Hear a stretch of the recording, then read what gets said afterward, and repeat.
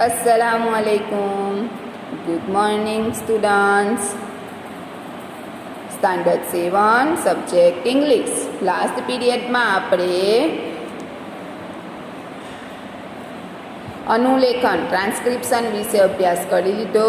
ઉમ્મીદ રાખું છું કે તમે દરેક વિદ્યાર્થીનીએ તમારી નોટબુકમાં સારા અક્ષરે અનુલેખન લખી લીધું છે. હવે આજે આપણે બ્રિજ કોર્સમાં ટોપિકમાં આર્ટિકલ્સ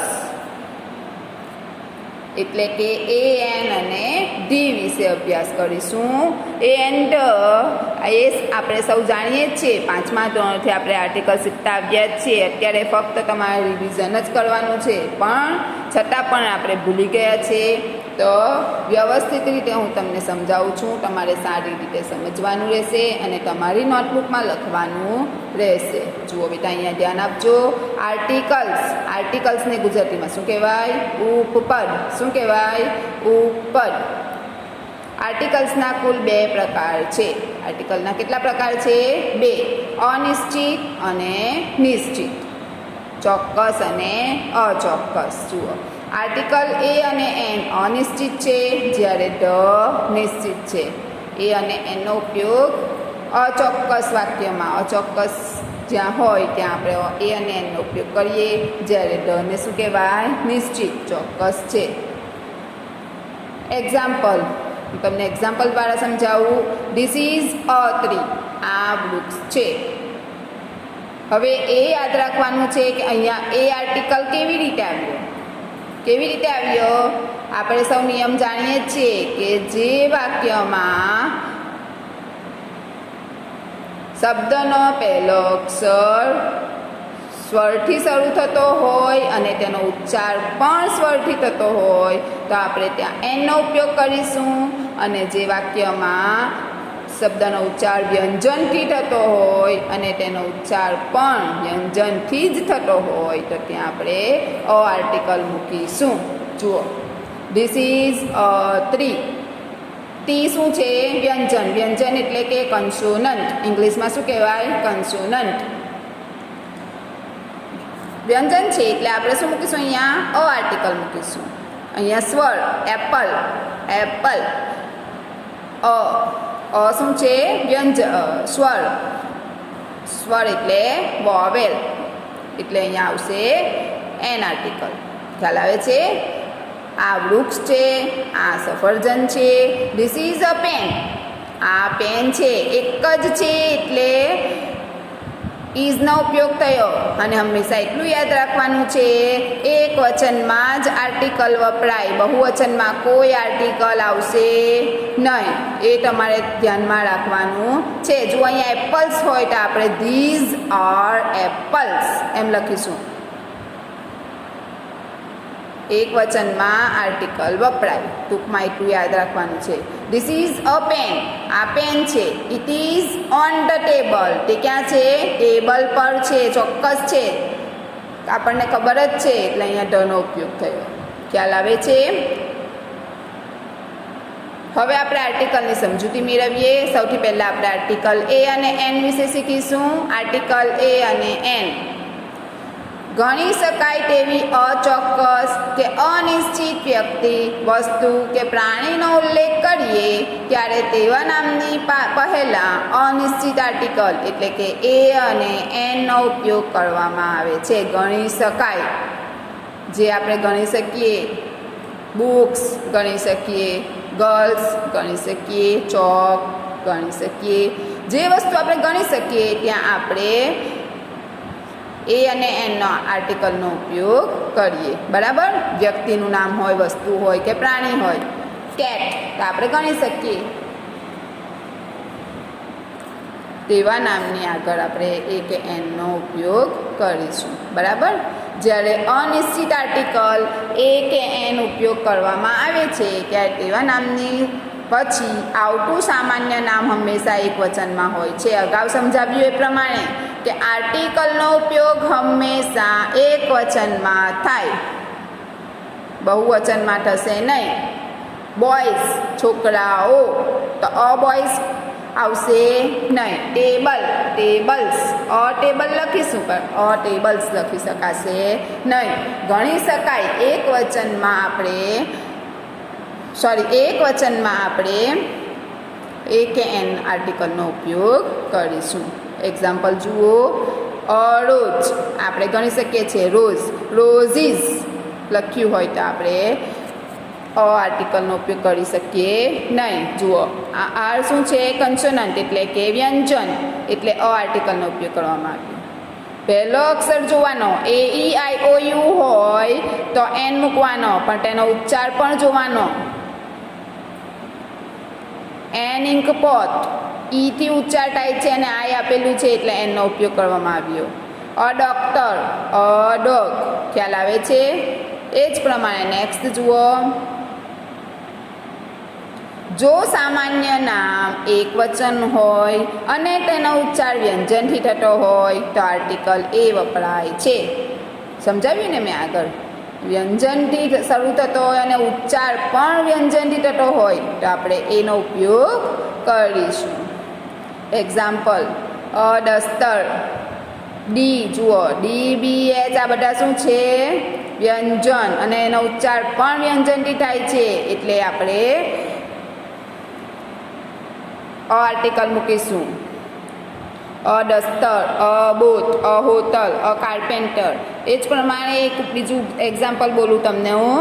HOUR, અવર. એચ લખ્યું છે. શું લખ્યું છે? એચ, અવર, પણ આપણે ઉચ્ચાર શું કરીએ છીએ? અવર, એટલે એન અવર આવશે. ખ્યાલ આવે છે? એટલે ટૂંકમાં કહેવાનો મતલબ એમ કે પહેલો અક્ષર વ્યંજન હોય તો આપણે મૂકી દેવાનું નથી કે ચાલો અહીંયા એચ આપ્યું છે એટલે અવર લખી દઈએ. ઉચ્ચાર જોવાનો છે. An hour. એચ ભલે એચ લખ્યું છે પણ ઉચ્ચાર અથી થાય છે એટલે આપણે ત્યાં એન મૂકીશું. ખ્યાલ આવે છે? ઉપરોક્ત બધા જ શબ્દોનો ઉચ્ચાર વ્યંજનથી થાય છે અને તે બધા જ શબ્દો એક વચન છે, તેથી તેમની આગળ આર્ટિકલ એનો ઉપયોગ થયો છે. ઉપર આપેલા શબ્દો કેવા છે? એક વચનમાં છે અને એનો ઉચ્ચાર વ્યંજનથી થાય છે એટલે આર્ટિકલ એનો ઉપયોગ કરવામાં આવ્યો. જો સામાન્ય નામ એક વચન હોય અને તેનો ઉચ્ચાર સ્વરથી થતો હોય તો આર્ટિકલ એન વપરાય છે. સામાન્ય નામ કેવું હોય? એક વચન હોય. એક વચન એટલે ખબર છે ને? એક વચન એટલે ફક્ત એક જ વ્યક્તિ, વસ્તુ કે પ્રાણીનો ઉલ્લેખ કરવામાં આવ્યો હોય તો એક વચન, અને એક કરતાં વધારે વ્યક્તિ, વસ્તુ કે પ્રાણીનો ઉલ્લેખ કરવામાં આવ્યો હોય તો બહુવચન. એટલે એક વચન હોય અને ઉચ્ચાર પણ સ્વરથી થતો હોય તો આર્ટિકલ એન વપરાય છે. જેમ કે an umbrella, an ant, an orange. ખ્યાલ આવે છે? N ink pot. એ બધા આ પહેલા અક્ષર શું છે? સ્વર છે, વોવેલ છે, એટલે એને આગળ એન આર્ટિકલ વપરાયો અને એક વચન છે એટલે આર્ટિકલનો ઉપયોગ કરવામાં આવ્યો. ઉપરોક્ત બધા જ શબ્દોનું ઉચ્ચારણ સ્વરથી થાય છે. વળી તે બધા જ શબ્દો એક વચન છે તેથી તેમની આગળ આર્ટિકલ એનનો ઉપયોગ થયો છે. ખ્યાલ આવે છે? ઉપર આપેલા બધા જ શબ્દોનો ઉચ્ચાર કેવો થાય છે? સ્વરથી થાય છે અને એક વચન છે એટલે આર્ટિકલ એનનો ઉપયોગ કરવામાં આવ્યો. આર્ટિકલ એ અને એનનો અર્થ એક અથવા કોઈ એક એવો થાય છે. એ અને એનનો અર્થ શું થાય છે? એક જ અથવા કોઈ એક ચોક્કસ જ છે. ત્યાં આપણે એ અને એનનો ઉપયોગ કરીશું. એટલે કે બહુવચનમાં આપણે કોઈ આર્ટિકલનો ઉપયોગ કરી શકવાના નથી. વ્યક્તિ એટલે કે વ્યક્તિવાચક પુરુષ કે સ્ત્રીના નામની આગળ ક્યારેય આર્ટિકલ એ કે એનનો ઉપયોગ કરવો નહીં. જુઓ, આપણે આગળ શીખી ગયા એ પ્રમાણે કે વ્યક્તિવાચક નામ હોય એની આગળ કોઈ પણ આર્ટિકલ વપરાશે નહીં. જેમ કે કનુભાઈ, સીતા, ગીતા, મીરા, વિજય, ઉર્મી. આ વાક્ય, આ શબ્દો રોંગ છે. કેમ? કારણ કે વ્યક્તિવાચક નામની આગળ કોઈ પણ પ્રકારનો આર્ટિકલ આવશે નહીં. કનુભાઈ જ ટીચર, કનુભાઈ જ ટીચર આપણે લખી શકીએ નહીં. એટલે વ્યક્તિવાચક નામની આગળ કોઈ આર્ટિકલ આવશે નહીં. હી ઇઝ દર્શન. જો ઉદાહરણ આપ્યું છે, એક્ઝામ્પલ. તે દર્શન છે. દર્શન છોકરાનું નામ છે એટલે એનો ઉપયોગ થયો. એક વચન છે એટલે ઇઝનો ઉપયોગ થયો. હી ઇઝ અ દર્શન.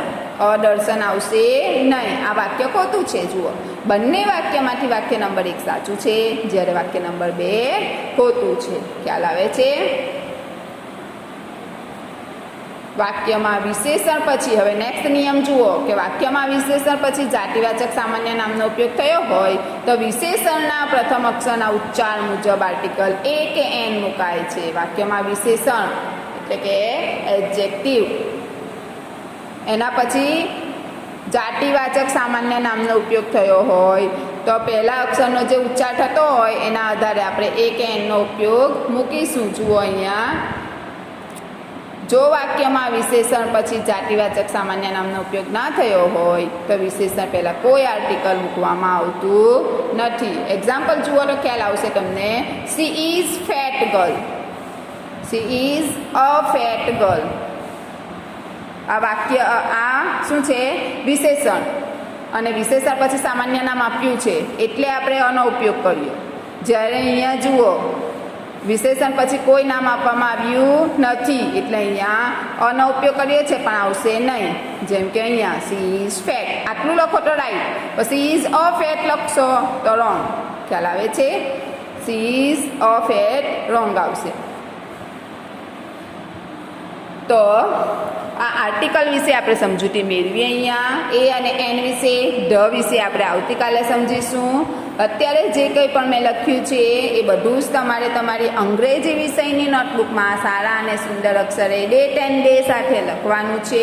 વિદ્યાર્થીનીઓ, ઉમ્મીદ રાખું છું કે ગયા વર્ષની જેમ આ વર્ષે પણ તમે સારો એવો ઓનલાઈન અભ્યાસમાં સાથ અને સહકાર આપશો અને વ્યવસ્થિત સારા અક્ષરે લખશો, જેથી આપણી નોટબુકમાં આપણે વ્યવસ્થિત લખી શકીએ.